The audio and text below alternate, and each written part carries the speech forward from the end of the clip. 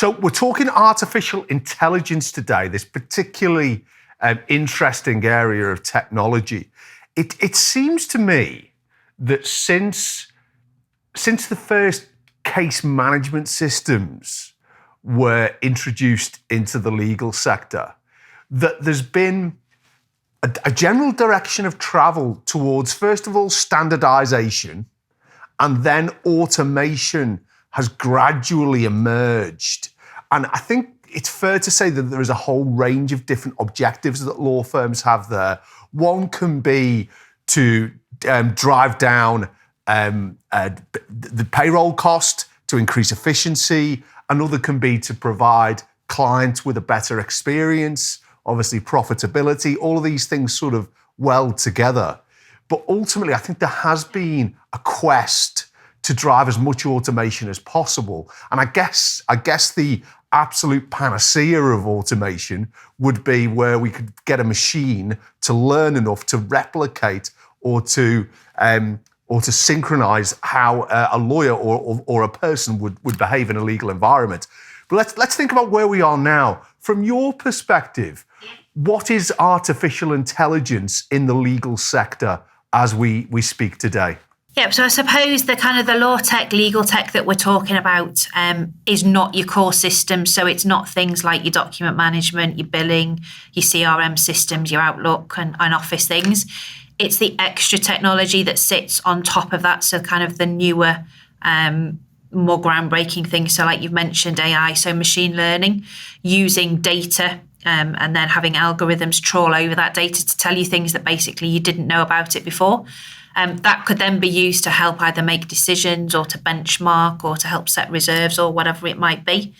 I suppose at the other end of the scale, so that can often be quite black boxy, where you don't know how a decision's being made. And that obviously for lawyers who are very used to being able to explain why a decision's been made is a real kind of, it's a really difficult thing for them to grapple with, because lawyers like to see the reason. That explainability is really important.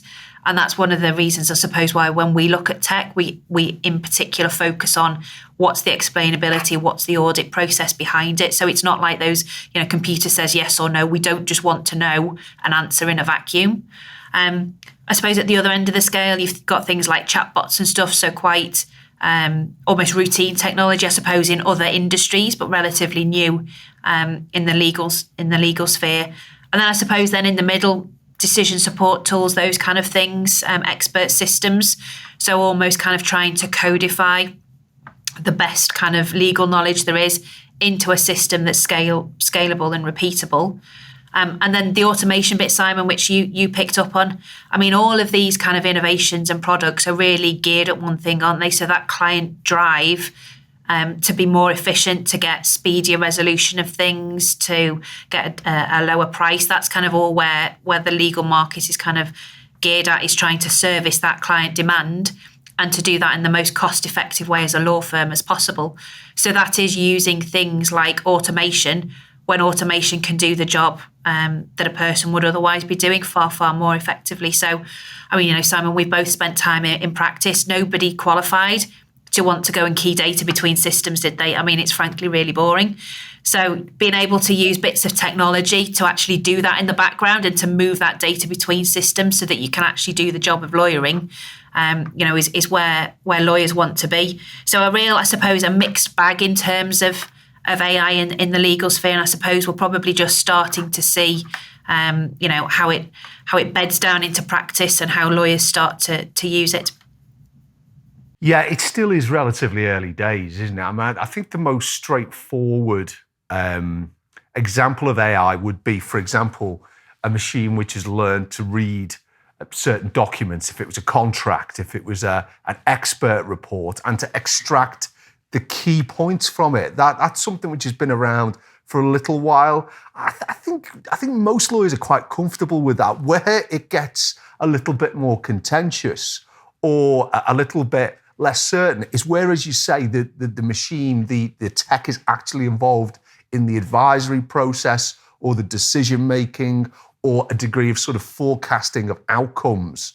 And I wonder just if we go back to what you were saying about the client in this. You mentioned for example, the chatbot technology, which again, it's not new, but it's certainly fast developing in terms of what the extent to which the tech at the front end of a client matter can play in the full journey.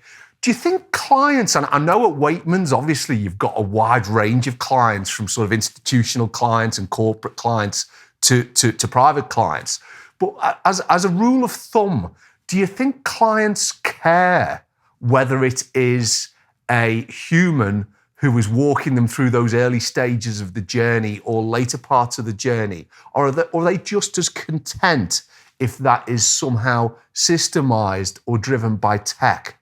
Yeah, I suppose to give a lawyer's answer, it depends, Simon, on the area and the client. But we've got some good examples, I suppose, here where it's not the kind of the AI, but it's more the technology. So clients really want easy access to things. So whether that be to, letters within a case management system, whether that be, KPIs, so how much they've spent, time spent on a matter, that kind of thing. And what they want is not to have to email a law firm and say every Friday, can you send me a spreadsheet that's got that data in? They want to be able to get that data whenever they need it. So, if they wake up at 11 o'clock at night and they've got a board report to finish, they want that information to be there, to be 100% up to date, and for them to be able to slice and dice it in the way that they need to for their own kind of clients and stuff. So, I think you mentioned document review. That is relatively, I suppose, in the grand scheme of things, older technology in terms of AI and innovation.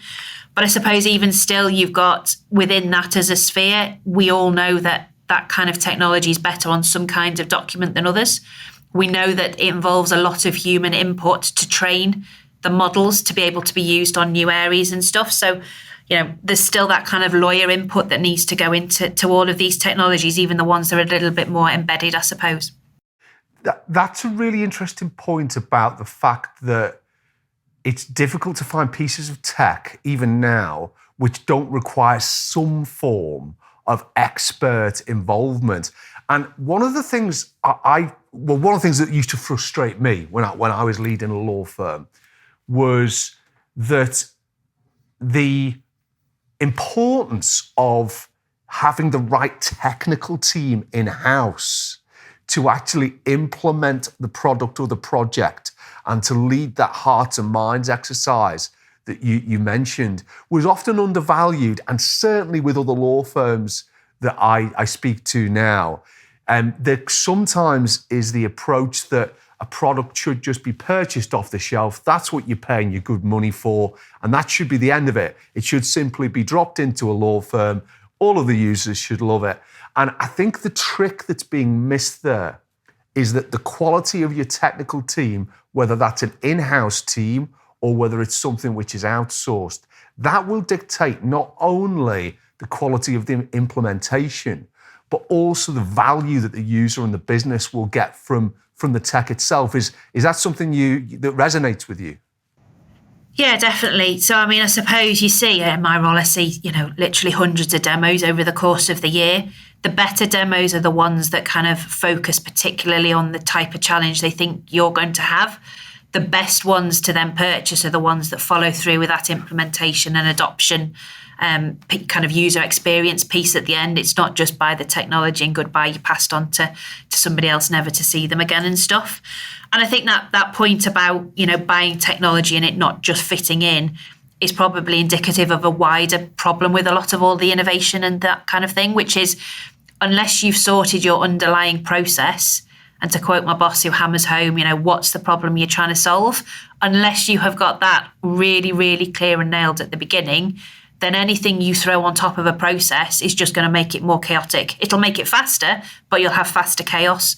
So it's that point of really kind of stepping back, having a look at what the problem is, what the process is to date, why it's been done that way, what different ways there are of doing it, and then fitting the people and the technology into a new process.